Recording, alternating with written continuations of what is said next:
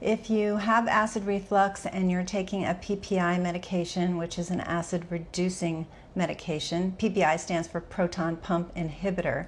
If this is you, you're in very good company. There are over 100 million of these prescriptions made in the US every single year. But what if you don't need this medication? And more importantly, what if you can avoid the dangerous side effects that are associated with this medication?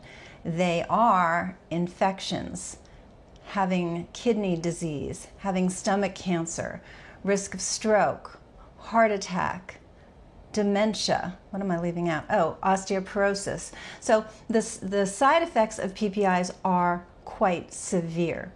And what if you're on the medication and you really don't need to be? Now, don't be hasty, because I can hear what you're saying. If you're somebody who's suffered from this, which is, trust me, I need this medication. Without it, I'm completely miserable. And I do understand that. I understand the symptoms of heartburn. I understand the symptoms of acid reflux, the burning, the regurgitation of acid, sometimes regurgitation of food. I get how miserable it is, and I fully understand how these symptoms can band-aid that misery. So it's not that I'm immune to that understanding. I really am. But hang with me for a few minutes as I go over 3 key reasons of why you might not need this medication despite those symptoms. So, number 1 is that typically the understanding when you have reflux is, well, you have too much acid, so we're just simply going to give you a medication that's going to decrease your acid. That makes so much sense on the outset of it. But you dig a little deeper and you find out there's really not such a thing typically as too much acid. What is the problem is that your stomach, which is designed to be a bag of acid, that is its job, is being pressured, it's being squished. There's pressure being exerted on it so that it has no choice but to take its contents, which is stomach acid, and squirt it up your esophagus. That's where the pain and discomfort and burning is coming from. It's not your stomach. Now there's other issues like gastritis and infections that can cause upset of the stomach. We're not talking about that right now. We're just talking about reflux. So the reflux is the burn, irritation you feel in your esophagus. Why? Because the contents of your stomach, acid, are being now bathed up and down the esophagus. And the esophagus is not designed for that. It's not designed to sustain that acidic environment. Your stomach is. So it's not about the fact that your stomach is being bad and it's making too much acid, but these outside forces are pushing against the bag, which is your stomach, and then creating that reflux up your esophagus. So it's really all about why. Why is that pressure occurring?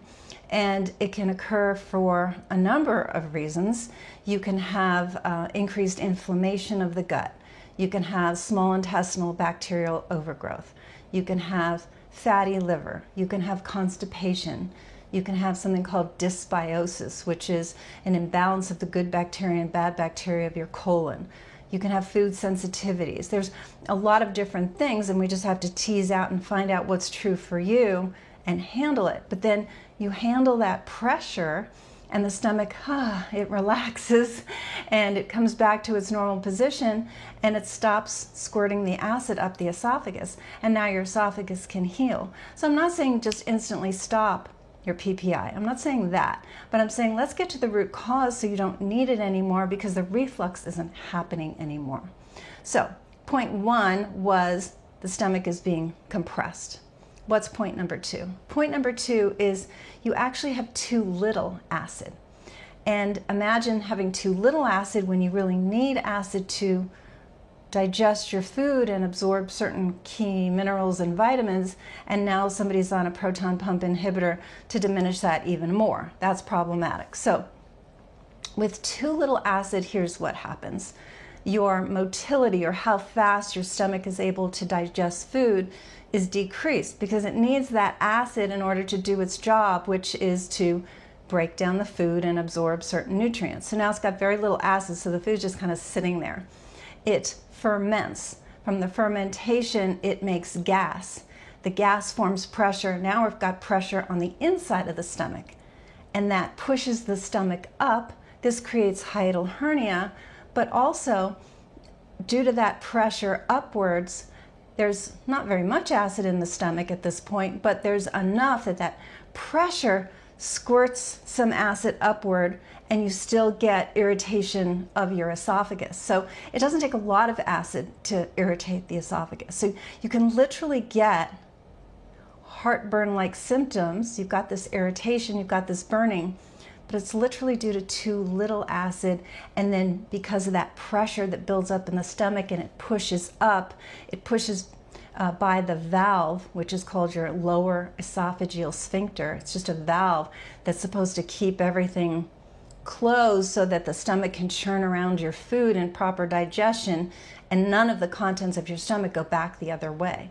But once again, pressure from within, slowing down digestion, gas builds up due to fermentation, it all pushes up. That sphincter says, I can't retain my closure against this pressure.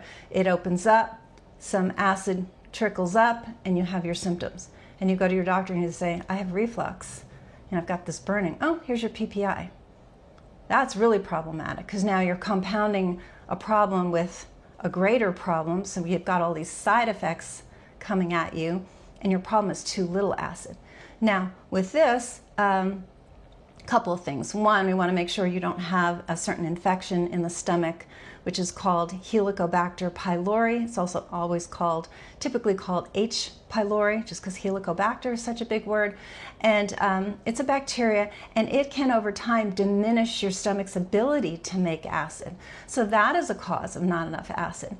The other one is aging, which I know you can't do much about, but for some people, supplementing hydrochloric acid, it's called betaine hydrochloric acid, is going to handle this. I am not recommending that to you, so I want to be very clear. That is not my recommendation to you, because I don't know you well enough.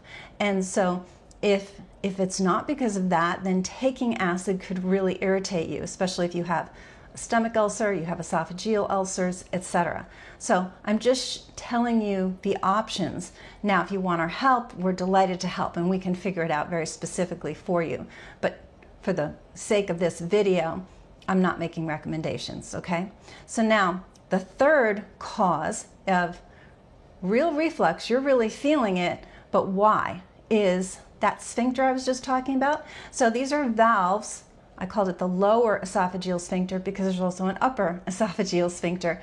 And they are literally valves, or they're muscular valves that stay pretty toned, and then they open when food or drink is coming their way. So when you're swallowing, the sensation of swallowing, it's like, oh, something's coming, and they open up and they let it pass, and then they close again. But the lower esophageal sphincter can get compromised due to a number of lifestyle issues, and I'm going to go through them. There's a pretty long list. But what's key about it is that sphincter is right at the bottom of the esophagus. It's below the diaphragm. So you've got your stomach on the left-hand side. Right above it, you have your diaphragm. Between the diaphragm and the stomach itself, the esophagus passes through your diaphragm, and right before the esophagus empties into the stomach is that, excuse me, I have a hair, lower esophageal sphincter that keeps everything from refluxing back up. And I just did a video about this recently, is that the diaphragm actually acts as a sphincter as well. So you've got the diaphragm, you've got the lower esophageal sphincter, then you've got the stomach. So all of these are nice buffering agents to keep things from going the wrong way. But there are certain things that can aggravate and weaken the lower esophageal sphincter. There are some medications like NSAIDs and muscle relaxants. There are things like stress. So what happens with stress? The lower esophageal sphincter, as a matter of fact, most of the sphincters that have to do with motion and egress out of things, so the pyloric sphincter and the sphincter of Oddi, there's a number of different sphincters in your GI tract, but they're all controlled by your vagus nerve, which is your longest cranial nerve. So the vagus nerve, its integrity is really, really important for normal GI function. So what what offsets your vagus nerve is being highly stressed, being in that fight or flight type of issue with your nervous system. So, and I know, handling stress is not the easiest thing in the world, but figuring out where it's coming from and what you can do to address it. I'm going to mention hormones a little bit later, but it's important because when you're in that high stress, fight or flight, your vagus nerve is compromised, so your digestion will be compromised. Now the vagus nerve, so fight or flight is part of your sympathetic nervous system. The sister to that is the parasympathetic nervous system.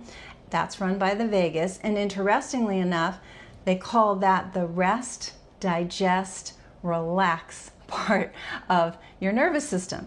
So you're restful, you're getting good sleep, you're relaxed, you're not under a lot of stress, and now you can digest. So that's the happy times for the vagus nerve. And I'm not saying that you never get into fight or flight and you don't have active times of day. You do, but if you're just perennially in this sympathetic part of your nervous system, your vagus nerve is going to get compromised, and then your ability to digest, because these valves are not working, is also going to be compromised. So getting good sleep, trying to get mindful about where your stress load is coming from and what you can do to get more at cause over that is very key.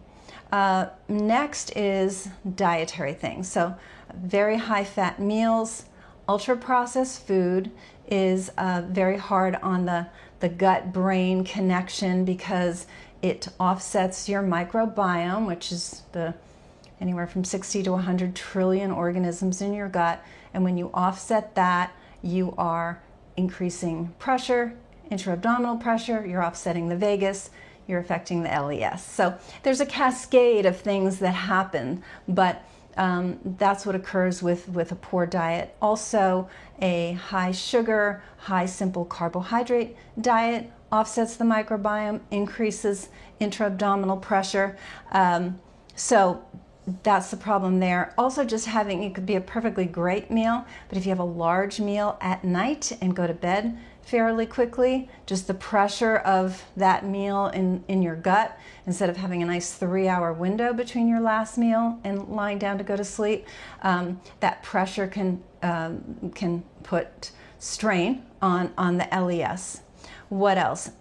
Being obese, having visceral fat, which is fat around your organs, is also problematic.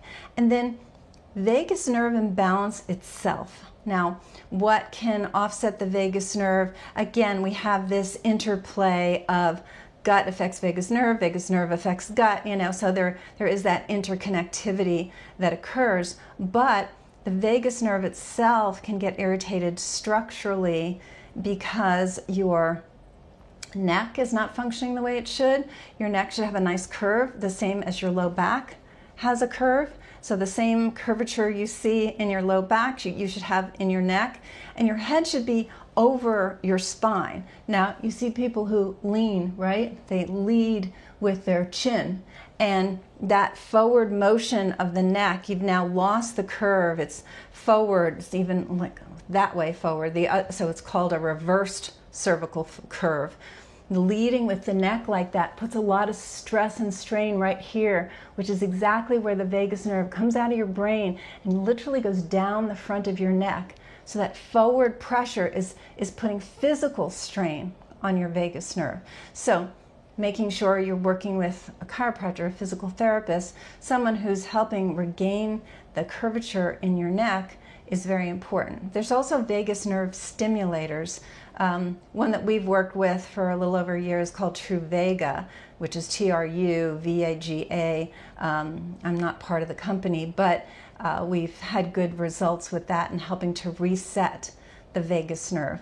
But you have to keep going, you know what I mean? So you can't reset it and then say, oh, now I'm fine and now I can eat a terrible diet and I can, go to bed on a full stomach and stay in high stress. That's not going to work.